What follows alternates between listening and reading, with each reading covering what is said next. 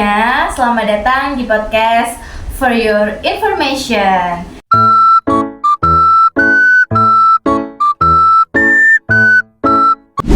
Di episode kali ini kita bakal ngobrol-ngobrol santai nih tentang perjalanan seru dari SMP ke SMK.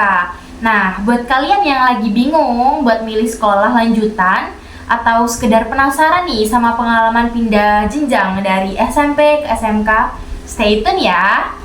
Nah, jadi hari ini aku gak sendirian nih, aku ditemanin sama temenku yang kebetulan juga kita satu sekolah dan juga satu kelas. Nah, dia ini dulunya dari SMP yang cukup terkenal loh di kota Probolinggo. Langsung aja ya, biar lebih kenal. Coba perkenalan diri dulu dong. Oke Kak, halo semuanya. Perkenalkan, nama aku Fendi Rahayu, aku dari SMKN 1 Kota Probolinggo. Aku juga dari 11 Manajemen Perkantoran 2, dan jelas aku satu kelas sama dia. Iya, betul banget. Nah, tanpa lama-lama kita langsung tanya-tanya aja nih tentang pengalaman pindah jenjang dari SMP dan SMK ya, sesuai dengan pengalamannya Kak Fendi. Nah, oke, kita langsung ke pertanyaan-pertanyaannya ya.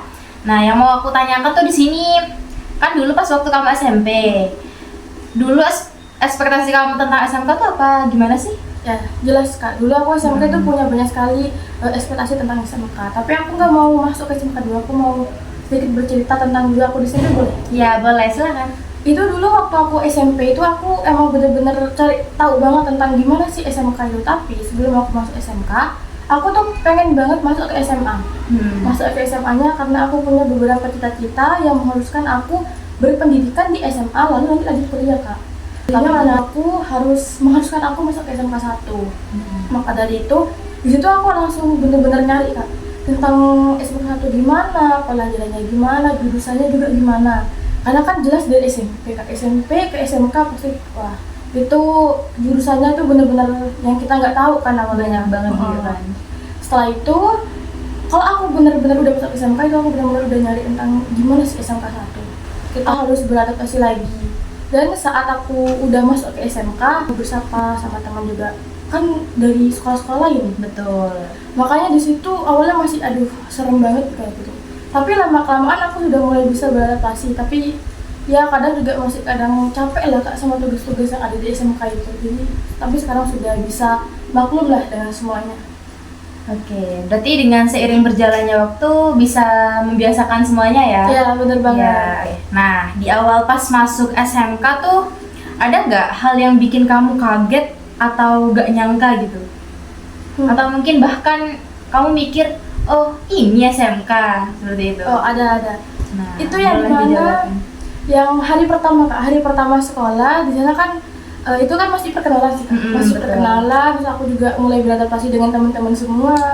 Terus juga aku merasa kayak wah ternyata aku ngulang lagi ya masa-masa ini, masa-masa MPLS, masa-masa apa.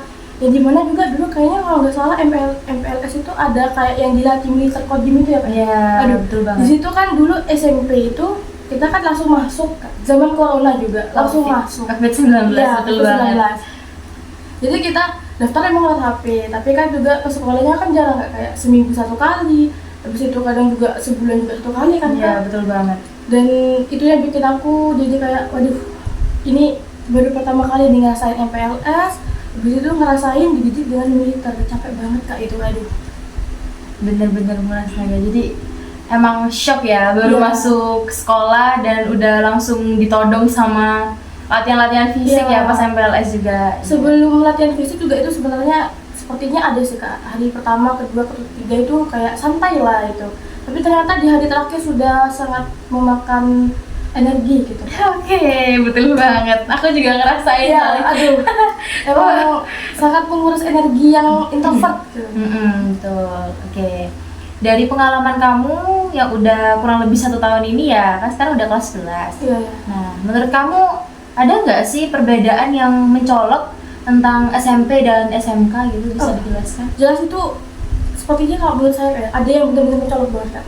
Apa tuh? Itu di tugas. Oh, Masa bener juga ya? banget. Iya. Nah, yang dimana dulu SMP, emang di SMP kita juga diajarkan untuk kayak presentasi atau juga ngomong di depan banyak orang, tapi Iya. kan tidak terlalu ditegaskan Kak.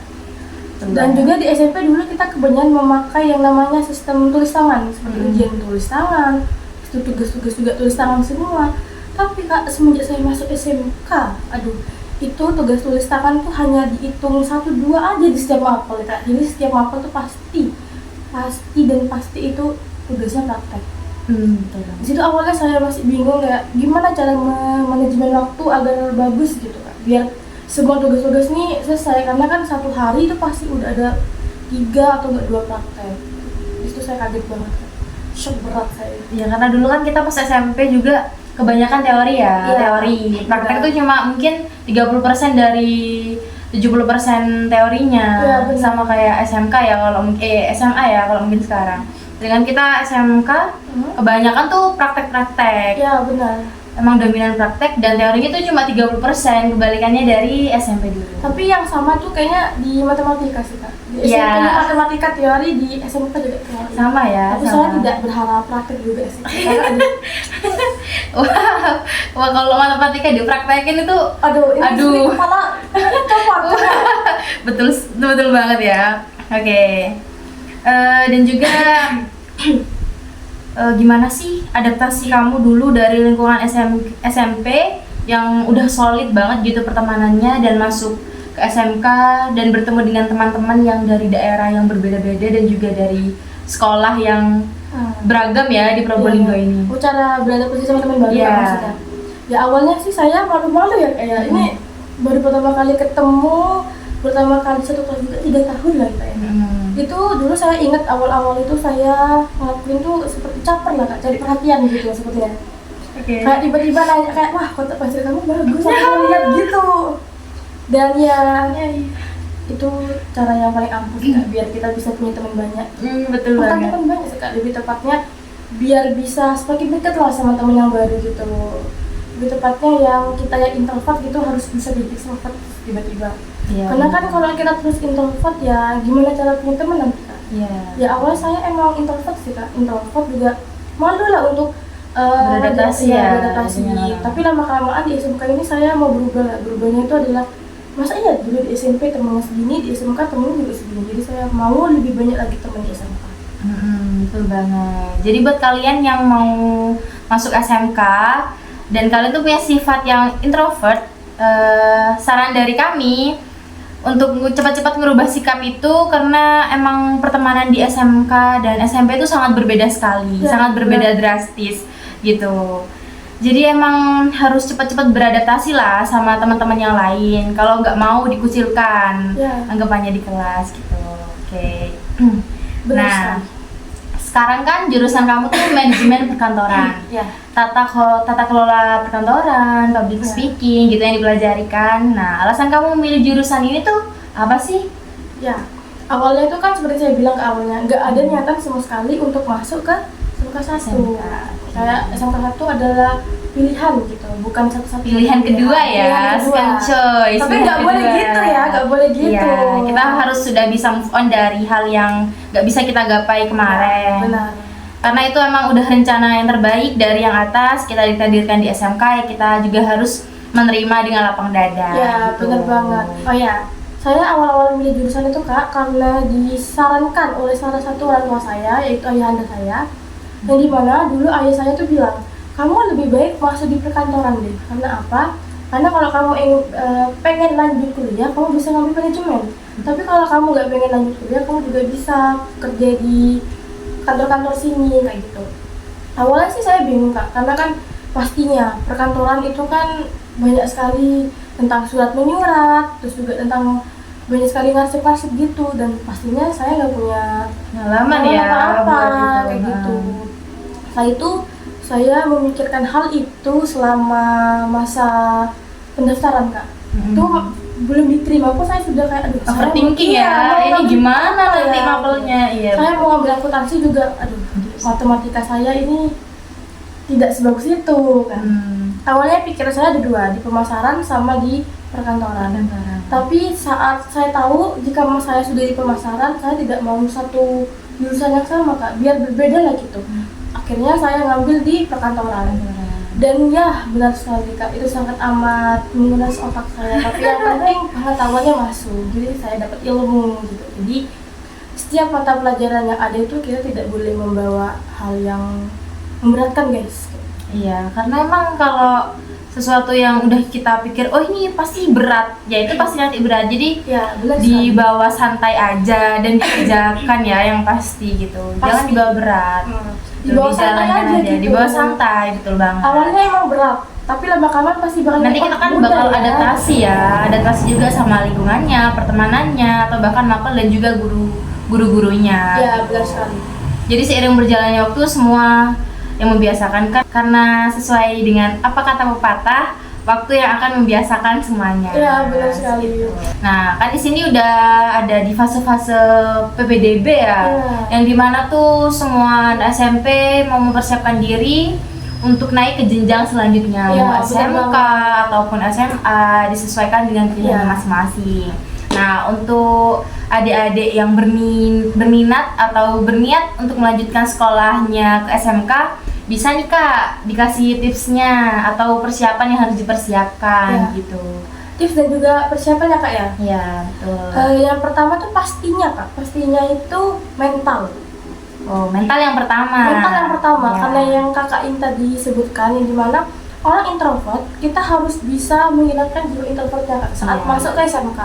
Betul Karena banget. yang gimana ya, kalau misalnya kita tidak bisa bergaul ataupun berinteraksi dengan yang lain, tidak berani atau tidak percaya diri, pastinya kita nggak punya teman di sana nantinya. Betul banget. Nggak punya teman, takut untuk berinteraksi juga, dan pastinya bikin sesat di jalan lah kak kalau kata orang-orang ya kan.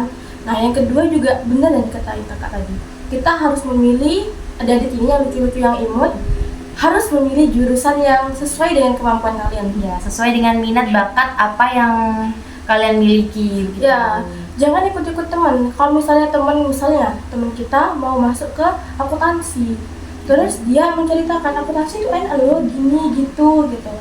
Dan kita tidak boleh ikut-ikut, karena kalau yang kita ikut-ikut kan bingung kak ya pastinya ya. Iya, Kita betul akan banget. bingung dan juga kita pasti bakal takut dengan beberapa mata pelajarannya nanti, karena kan nggak punya persiapan apa-apa. Nah kalau kita pilih sesuai dengan diri kita sendiri, kita pasti punya keyakinan, kemauan Iya. untuk belajar gitu. Tapi kalau kita ikut teman, pastinya nanti pikirnya gini, aduh kenapa sih aku dulu ikut ini, Nyesel pastinya. Dan untuk yang terakhir ini, kalian mulai dari sekarang sebelum naik ke SMK nantinya, kalian harus mempersiapkan public speaking. Betul banget. Public speaking. Public speaking penting guys, harusnya public speaking ini ada di pertama ya. Iya. Yang introvert yang ketiga, karena yang dimana public speaking ini akan sangat berguna di setiap jurusan, entah itu di akuntansi, RPL, manajemen perkantoran, ataupun pemasaran dan lainnya. Karena di setiap jurusan pastinya mengandalkan public speaking kak. Kalau kita Betul. tidak public speaking, nanti saat laporan ataupun presentasinya kita pasti bakalan Dapat nilai yang jelek Nilai yang ya jelek pastinya pastinya. dari guru mapel pembimbing. Ya, benar gitu. banget. Apalagi khususnya di jurusan kita berdua yaitu Iya. manajemen perkantoran, itu kan ada mapel pilihannya yaitu Iya. public speaking. Nah, jadi tuh kita harus benar-benar berani, siapin mental, siapin pikiran juga untuk berbicara Iya, di betul. depan banyak orang gitu. Pasti Kita awalnya juga juga kan. emang nggak bisa ya Iya. Kak public speaking, berbicara di depan orang, tapi karena lama-kelamaan dilatih dan dipelajari begitu terus menerus, kita akhirnya sedikit bisa, Iya. jadi bisa merubah diri kita yang lebih baik dari sebelumnya begitu. Yang pernah dikatakan kakaknya nih, seiring berjalannya waktu kita akan terbiasa kayak. Iya, Awalnya betul. sih pastinya kita kayak aduh berat banget Berat. nih, malu juga. Mm-mm. Padahal cuma presentasi di depan teman-teman kayak, tapi malunya itu loh gitu. Itu bukan hal yang sulit sih Iya. kalau menurut kita sekarang, tapi dulu kita mikirnya wah presentasi menyeramkan pasti. Iya, benar Pasti banget. nanti ekspektasi di kepala kita tentang pikiran orang lain itu yang buat kita hancur Iya, sebenarnya. benar. Padahal mereka mah sans aja, santai sebenarnya ya, nggak kenapa-kenapa gitu. Kita aja terlalu takut gitu sama apa yang sama kejadian yang pastinya belum terjadi Iya, benar sebenarnya. banget. Apalagi nanti di SMK ini kita bakalan sering yang namanya presentasi kayak. Iya, Entah itu presentasi berkelompok ataupun sendiri sendirian. pastinya. Mm-mm, betul. Itu cuma bukan presentasi juga, kayak seperti penyampaian materi di depan kelas ataupun juga praktek-praktek lainnya pasti juga di depan. Kita kan juga ada promosi-promosi gitu kan Kak, Ya, kelas-kelas di seperti beberapa jualan mapel. ya. Iya, jadi Harusnya kita sih- harus mempromosikan ke kelas-kelas. Ya, harusnya ada di jurusan pemasaran kayak. Iya, tapi ternyata udah semua sekarang jurusan semua ikut. jurusan harus ikut begitu. Jadi semua jurusan itu serba bisa, kayak public speaking Iya. bisa, matematika bisa, Bisa. hitung uang bisa. betul Aduh, banget. apalagi public speaking nggak ya? Public speaking itu sih benar-benar harus kita yang Harus memegang kita asah dari ilmunya, sekarang. iya gitu. Kalau nggak dicoba dari sekarang juga mau kapan lagi kan kak ya? Yes, betul. Kalau bukan diri kita sendiri yang berubah, kita nggak bakalan nyuruh orang lain untuk berubah diri kita sendiri. Dan juga jangan pernah berubah hanya karena orang Paksaan lain. dari orang lain. Ya, Iya. berubah karena diri kita sendiri. Nah, nggak terasa nih kita udah ada di pertanyaan terakhir buat Kak Aduh, Feni. Cepet gitu. banget ya kak, padahal nggak Iya, kerasa banget kayak betul banget. barusan aja. Kayak kita ngobrol-ngobrol Iya, santai barusan seru. aja gitu. Iya. Nggak terasa ya. Iya. Nah, Kurang nih kak, tambah dong. Udah cukup. Udah cukup. Ya, durasi videonya udah lama ya. Oke. Mungkin kurang ya. Pertanyaannya itu kalau Kak Feni bisa ngomong ke diri kakak yang dulu, apa nih yang bakal Kak omongin? Jelas banyak sih kak itu. Pastinya yang pertama, aku mau mengucapkan terima kasih banyak banget sama diri aku sendiri karena sudah mau berjuang dan bertahan sejauh ini kak pastinya. Aku juga kalau bukan karena di SMK kak, pastinya aku nggak punya banyak sekali pengalaman. Pengalaman, betul. Karena di SMK ini itu aku tuh banyak sekali tugas, habis itu banyak sekali praktek-praktek kan kak. Jadi nggak terlalu bisa memanajemen waktu. Terus juga entah kenapa di SMK ini pikiran aku tuh pasti kayak, oh mungkin di SMK ini aku mau istirahat dulu lah gitu. Iya. Padahal aslinya di SMK ini lah kayak yang lebih banyak. Udah nggak ada waktunya buat Udah nggak ada istirahat lagi, waktunya. udah nggak ada waktunya buat Tapi main-main ya lagi. gimana juga nggak boleh dicontoh adik-adik karena Iya. gimana pun kita harus tetap ikut organisasi di sekolah, apalagi di SMK. Betul. Karena di Organisasi SMK itu penting banget ya kita Bukan cuma ikut nilai, tapi organisasi. meskipun organisasi nggak semua mencakup bisa masuk ke kuliah, tapi yang jelas kita juga pasti punya teman kan kak, Iya, punya pengalaman teman, juga. pengalaman juga gitu. Tapi untuk kalian yang sudah telanjur gak ikut ya nggak apa-apa, karena pastinya di SMP kemarin kalian punya pengalaman gitu kak. Makanya itu dari sekarang nih sampai sekarang aku tuh ngerasa kayak, aduh aku alhamdulillah banget masih punya dan masih berkesempatan untuk bisa mengalami ataupun menjalankan organisasi yang kemarin di SMP kak. Kalau nggak kayak gitu pasti sekarang aku sudah, aduh gimana ya aku menceritakan, karena di tugas-tugas itu pasti banyak banget kak ditanyain tentang organisasi, pengalaman kayak gitu. Kalau misalnya aku nggak ikut organisasi kemarin, aduh pastinya sudah nganggung kak ya kalau kata orang-orang sekarang ya kak ya. Iya. Aku juga mau mengucapkan maaf juga sama diri aku yang kemarin, yang dulu, karena maaf di SMK ini aku nggak bisa membanggakan dia, karena di SMK ini juga aku mengecewakan dia, yang dimana yang pertama nilai aku turun juga, pengalaman juga di SMK ini nggak ada, yang dimana dulu di SMP itu sudah aku tata rapi kak tentang kelas 10 adik mau ikut apa, kelas 11 mau ikut apa, kelas 12 mau ikut apa. Itu yang paling aku pengen tuh kak, dulu di SMK itu aku tuh pernah join beberapa organisasi yang menurut aku itu kayak waduh seneng banget, dan juga melatih tentang public speaking ataupun juga melatih tanggung jawab aku kak dulu. Dan untungnya dulu di SMP ini saat aku mempunyai beberapa organisasi yang membuat aku paham tentang apa arti kata profesional, apa arti kata memanajemen waktu, yang dimana dulu tuh bentrok kak, organisasi dan juga tugas sekolah waktu itu. Dulu aku kak pernah ikut salah satu organisasi OSIS tapi di kelas 7 dan itu juga nggak terlalu aktif ya Pak, karena kan COVID kak ya. Iya, betul. Jadi kalau misalnya ada rapat, ada apa gitu pasti lewat Zoom. Iya. Dan itu pun ya yang ikut pasti sedikit Sedikit Kak. ya. Yang mau-mau aja kayak gitu, jadi nggak terlalu banyak ikut. Jadi kayak yang dimana kan di SMK ini OSISnya kan eventnya banyak banget. Banget. Seru-seru Banget. katanya. Yes. Dan di SMK dulu, di SMK, SMP kak maksudnya, di SMP dulu itu kelas 7 nggak ada kak. Event-event yang udah kita rencanain atau apa itu nggak ada. Nggak terlaksana ya. Dulu tuh gara-gara kelas COVID. 7 itu kak, kalau nggak salah itu ada berita kalau misalnya sekolah ini akan dibuka di kelas 7. Nah di situ kita seneng kak, seneng dan udah pengen ngadain Rencana beberapa ya, event ya, planning. bukan event sih kak, planning bener banget.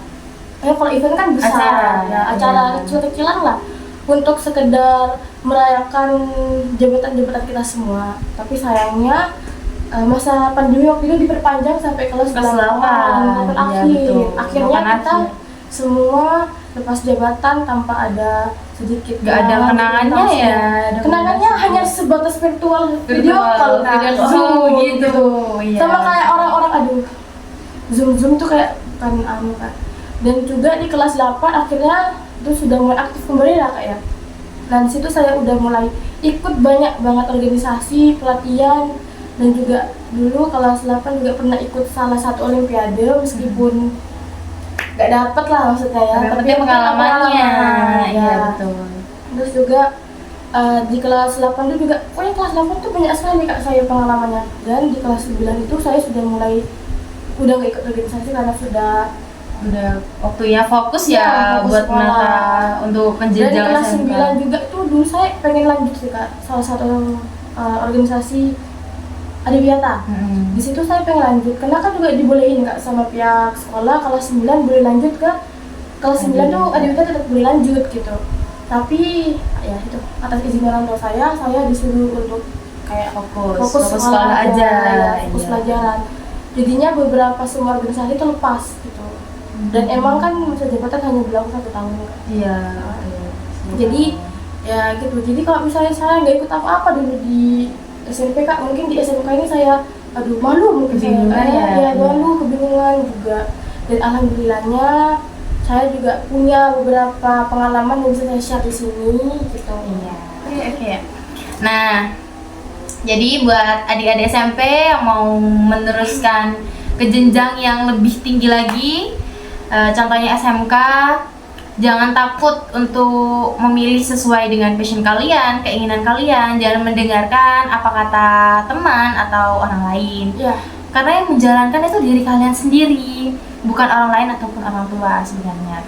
Dan juga yang membedakan antara SMA dan SMK itu yang pertama tuh dari teorinya. Kalau SMA itu pasti 70% teori dan 30%-nya praktek. Ya, sedangkan SMK 70% praktek dan 30%-nya teori.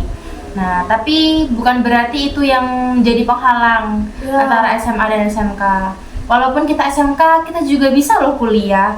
SMK tuh sekarang BMW. Mau bekerja, mau melanjutkan, mau wirausaha, semuanya bisa dan nggak kalah ya dari SMA. Bahkan kalian juga bisa, adik-adik semua.